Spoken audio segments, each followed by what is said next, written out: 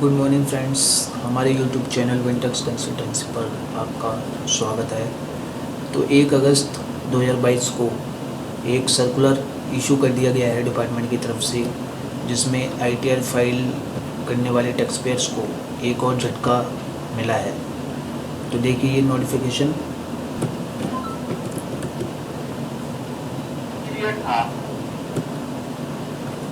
तो आप ये नोटिफिकेशन देख पा रहे हैं, इसमें ये क्या कह रहा है, reduction of time limit for verification of income tax return ITR from with in 120 days to 30 days of transmitting the data of ITR electronically. तो यानी कि जो आईटीआर फाइल करने के बाद वेरिफिकेशन करने का प्रोसेस था वो पहले 120 days था, अब उसे घटाकर 30 days कर दिया गया है। तो फ्रेंड्स बने रहिएगा इस वीडियो में एंड तक, ताकि आपको इस नोटिफिकेशन का पूरा अपडेट समझ में आ जाए, इस नोटिफिकेशन सर्कुलर की एप्लीकेबिलिटी समझ में आ जाए। तो चलिए, तो फ्रेंड्स यहाँ पे कुछ बैकग्राउंड में चीज़ें बताई गई हैं पहले की। The central board of direct tax vide circular number this date 21 May 2009 notified the new income tax return form for assessment year 9-10 and provide the facility of furnishing ITR in following manners। यानी कि assessment year 9-10 में जो process था return file करने का, ई verification का, यानी कि आप रिटर्न फाइल कर सकते थे पेपर फॉर्म में या इलेक्ट्रॉनिकली विद डिजिटल सिग्नेचर से, या अपनी रिटर्न वेरीफाई कर सकते थे, फाइल कर सकते थे एंड ई वेरीफाई कर सकते थे। पेपर फॉर्म में तो जैसे आप कुरियर करके बेंगलोर भिजवा के ई वेरीफाई करवा सकते थे। तो इसके लिए जो टाइम पीरियड पहले दिया गया था वो 30 days का ही हुआ करता था, जिसे उस टाइम बढ़ाकर 120 days कर दिया गया था उस टाइम असेसमेंट ईयर 9-10 में। ये 2010 में, यानी कि 2010 के टाइम रिटर्न वेरीफाई करने का टाइम पीरियड 30 days का ही था, जिसे उसके बाद बढ़ा के 120 days का कर दिया गया था। तो उसी से रिलेटेड ये नोटिफिकेशन है, जो अब 120 days से वापस 30 days 1 अगस्त से कर दिया गया है। सॉरी। तो अब देखिए यहाँ पर ये जो चीज़ें बताई गई हैं जिस भी सिनेरियो में, वो आपको किस तरह इम्पैक्ट करेंगे। देखिए, it has been decided that in respect of any electronic transmission of return data on or after the date this notification comes into effect, the time limit for E verification of submission of ITR V shall now be 30 days from the date of transmitting uploading the data of return of income electronically. तो friends, अभी notification notify कब से हुआ है? 1 अगस्त 2022 से। तो सवाल ये उठता है, जिनकी रिटर्न 31 जुलाई 2022 या उससे पहले फाइल हो चुकी हैं, उन पर ये नोटिफिकेशन अप्लाई होगा या नहीं? तो इसमें साफ साफ बता दिया गया है कि जिनकी रिटर्न 31 जुलाई 2022 या उससे पहले फाइल हुई है, उनके लिए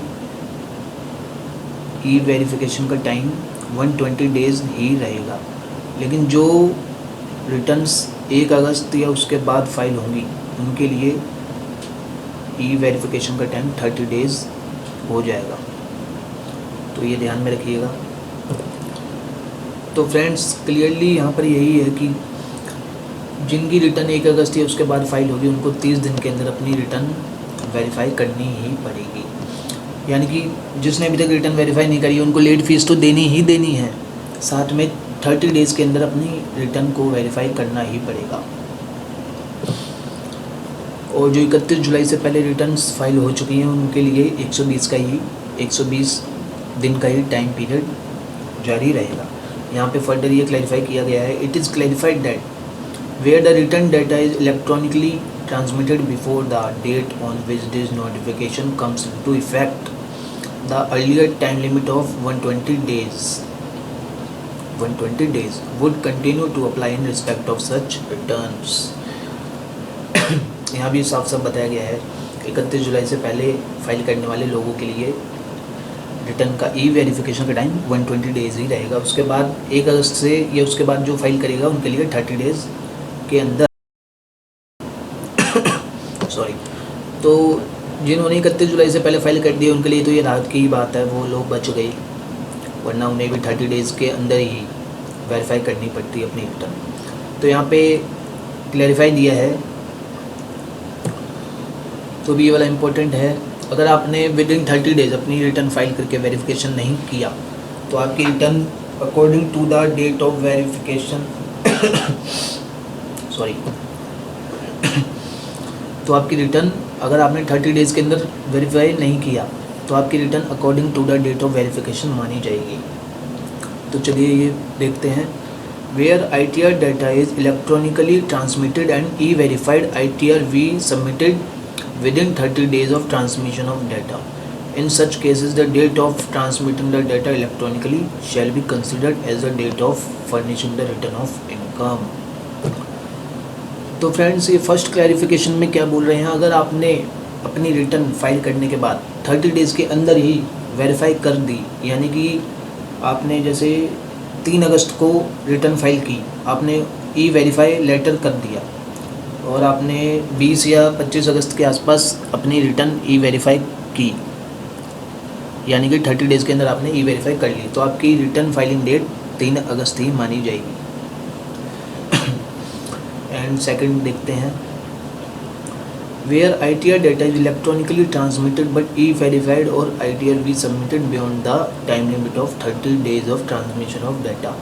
अगर आपने रिटर्न फाइल करने के बाद E-वेरीफाई लेटर किया लेकिन 30 डेज़ के अंदर वेरीफाई नहीं करी, तब क्या हुआ देखते हैं। In such cases the date of e verification या ITR वी submission shall be treated as the date of furnishing the return of income and all consequences of late filing of return under the act shall follow. तो इसमें friends अगर समझाएं तो जैसे आपने इस क्लैरिफिकेशन के मुताबिक आपने रिटर्न अपनी फाइल की 3 अगस्त को, उसी एग्जांपल से समझेंगे, 3 अगस्त को आपने अपनी रिटर्न फाइल की, लेकिन आपने E-वेरीफाई रिटर्न का किया 30 सितंबर को, यानी कि after the 30 days of submitting the return आपने E-वेरीफाई की 30 सितंबर को, तो 30 दिन के बाद, 30 दिन से ज़्यादा टाइम लिमिट के बाद आपने अपनी रिटर्न वेरीफाई की है, तो आपकी इस सिचुएशन में आपकी रिटर्न फाइलिंग की डेट मानी जाएगी 30 सितंबर, ना कि 3 अगस्त। 30 सितंबर आपकी फाइलिंग डेट मानी जाएगी। तो इसके एग्जांपल से तो आप समझ गए होंगे कि 30 सितंबर अगर आपकी फाइलिंग डेट मानी जाएगी तो आपको ITR वी फॉर्म दोबारा जनरेट करना पड़ेगा, आपको अपनी रिटर्न फिर से जनरेट करनी पड़ेगी, और जो आप उसे सबमिट करेंगे, E-वेरीफाई करेंगे, तो आपको लेट फीस 30 सितंबर तक की फिर से भरनी पड़ सकती है। चौकन्ने हो जाइए। तो इस सिचुएशन में आपका डबल नुकसान हो जाएगा अगर आपने 30 डेज़ के अंदर अपनी रिटर्न को E-वेरीफाई नहीं किया तो आप अपनी रिटर्न वेरीफाई करने के लिए स्पीड पोस्ट के थ्रू भेज सकते हैं, या अपने आधार से OTP लेके उसे E-वेरीफाई कर सकते हैं। अगर आप फिज़िकली भेजेंगे तो the date of dispatch of speed post of duly verified ITR we shall be considered for the purpose of determination of the 30 days period from the date of transmitting the date of income tax return electronically। तो physically documents भेजने के case में जिस दिन आपने speed post के through या किसी भी कुरियर के थ्रू आपने भेजा, जिस दिन आपने डिस्पैच किया, उस दिन की जो डेट होगी वो डेट आपकी मान ली जाएगी। तो इनकम टैक्स में ये बहुत बड़ा चेंज कर दिया गया है। जिनकी रिटर्न वैसे 31 जुलाई से पहले फाइल हो चुकी है, E-वेरीफाई रह गया है, तो उनको तो ज़्यादा टेंशन की ज़रूरत है नहीं। लेकिन नेक्स्ट ईयर सब टैक्स पेयर्स पे इसका इम्पैक्ट पड़ने वाला है, इसलिए पहले से तैयारी रखें और 30 दिन के अंदर अपनी रिटर्न वेरीफाई कर दें, जल्दी से जल्दी फाइल कर दें। तो आपको वीडियो कैसी लगी, लाइक करें, सब्सक्राइब करें हमारे चैनल को। Thank you friends for watching my video.